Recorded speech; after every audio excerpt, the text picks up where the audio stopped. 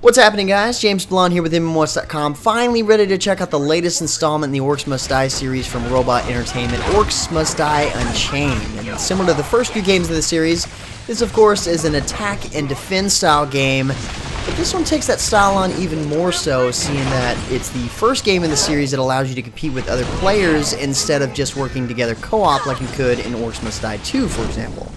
In fact, in this game, you play both offense and defense with a team of players. So some of your team sets up traps for offense, while the rest of the team helps push your army through the enemy's defenses. The game has been in closed beta for a good while now, but has also changed quite a bit up to this point. So they've added in more heroes, they just recently added in a brand new map, and they've also tweaked the mechanics a little bit too. So seeing that the game is now a little bit more established, I'll finally hop in and give you guys the tour. Okay, so when I talked to Robot Entertainment at PAX East this year, they were pretty adamant about not claiming this game as a MOBA. They said they really didn't want to hop on that train. They did like to call it a fast-paced Fortress Siege action game, which is even more complicated, but after playing it a bit more, I did get to understand it better. The objective is less based on killing enemy players, and more about keeping the enemy's minions, if you will, out of your rift. In fact, most of the heroes' abilities in this game are directed towards either aiding or buffing your minion waves, while debuffing the enemy's traps so you can get your army through to your opponent's rift.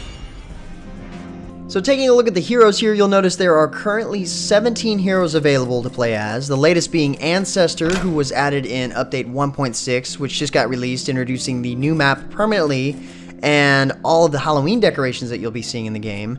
Now, there are various roles the heroes can take depending on their abilities. You've either got offense, defense, or floater, which is kind of like a well-rounded hero, good for whatever you might like to do in the game. They basically go where they're needed. Ancestor here, well, I guess they haven't exactly decided what his role is. He is cool though. Apparently he damages enemies by stealing their health, and is also capable of converting a bit of his own health into mana so he can keep using his abilities.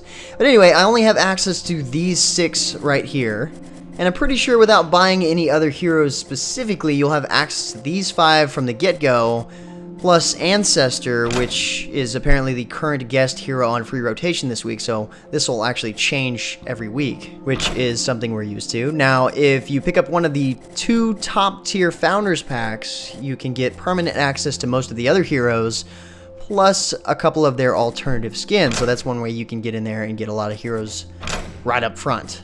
But back to what I was saying earlier, there are a few different roles you can play, but the heroes are still broken up by class a little bit. So you do have your support, your tank, bruisers, and assassins. And like I mentioned before, their abilities are meant to complement the various minions your team decides to release. So for example, Bloodspike here has an ability on E that while on, nearby ogres move faster, do additional damage, and are constantly healed. Sounds pretty powerful, and it is.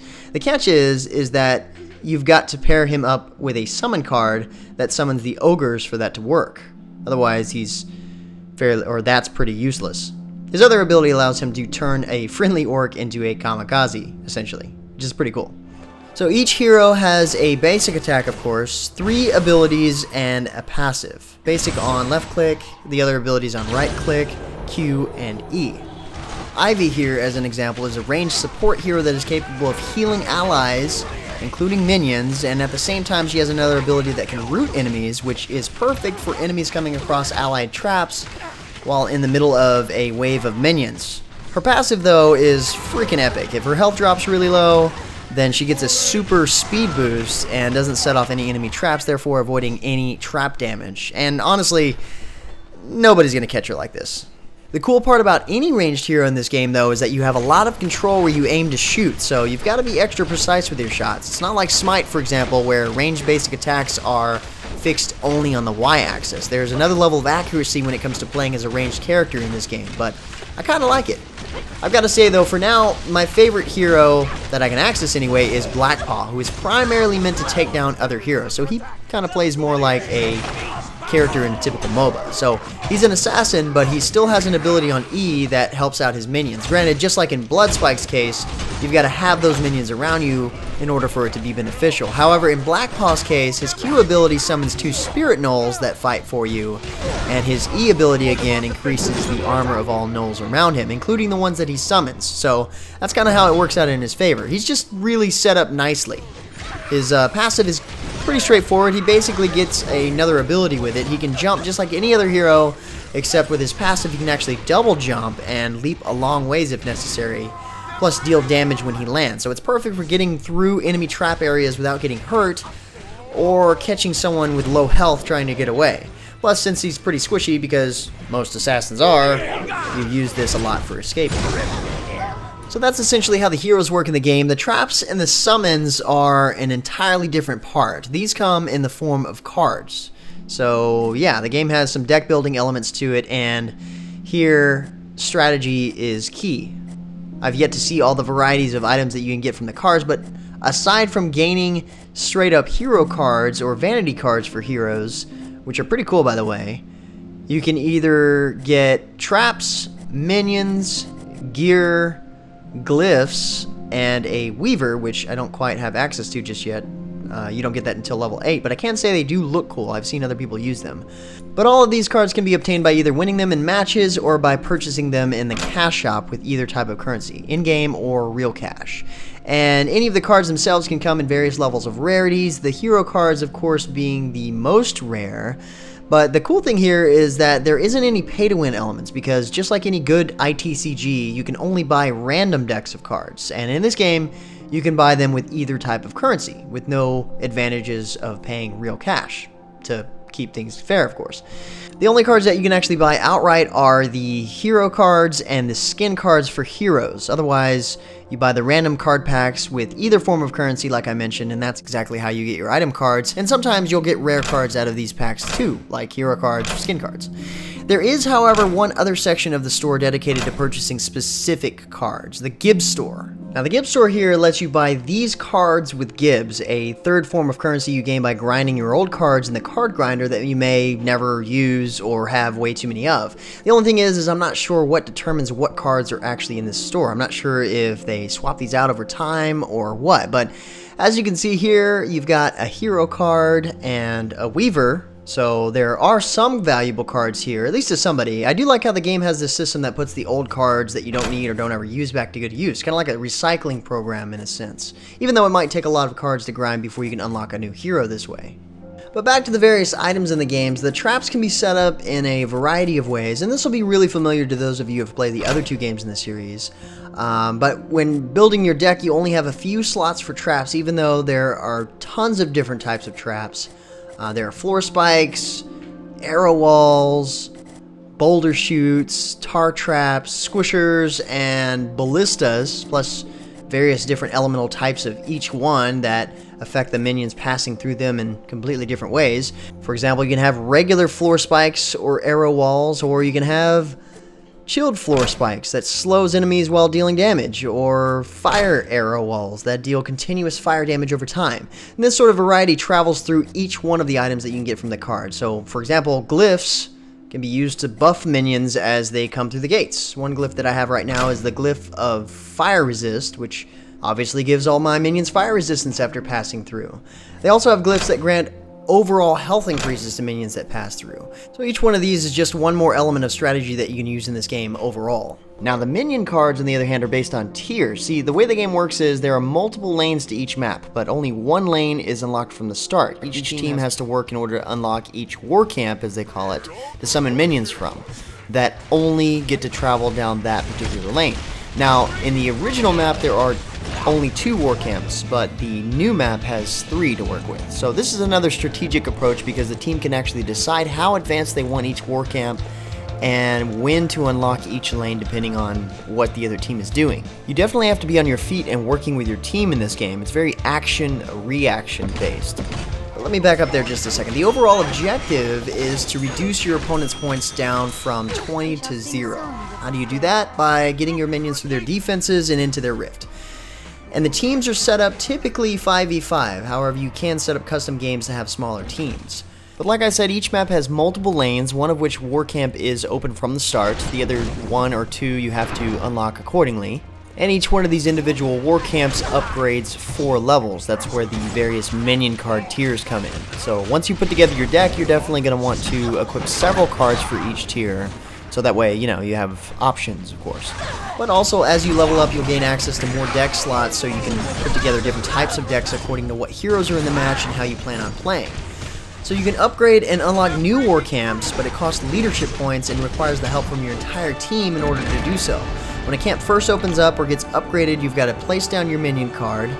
Depending on how your deck is set up, you'll have access to each card that you own in your deck here, and these are where you and your teammates place their cards that you've selected.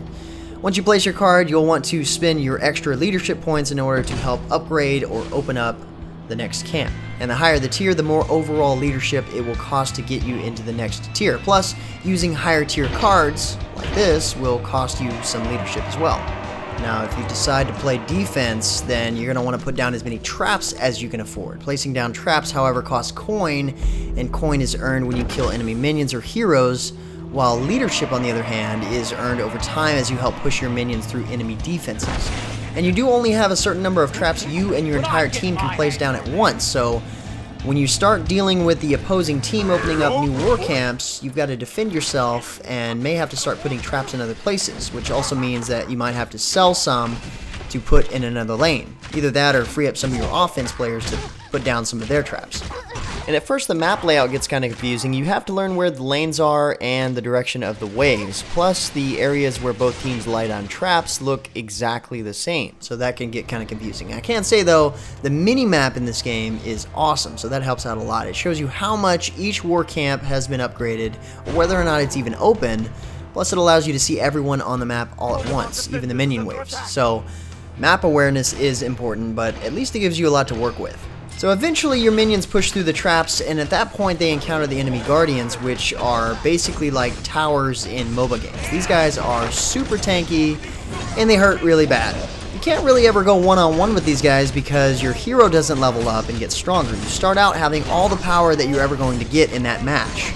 But your minions get stronger, and they start to overwhelm the guardians, and other parts of that wave typically walk past while that's happening.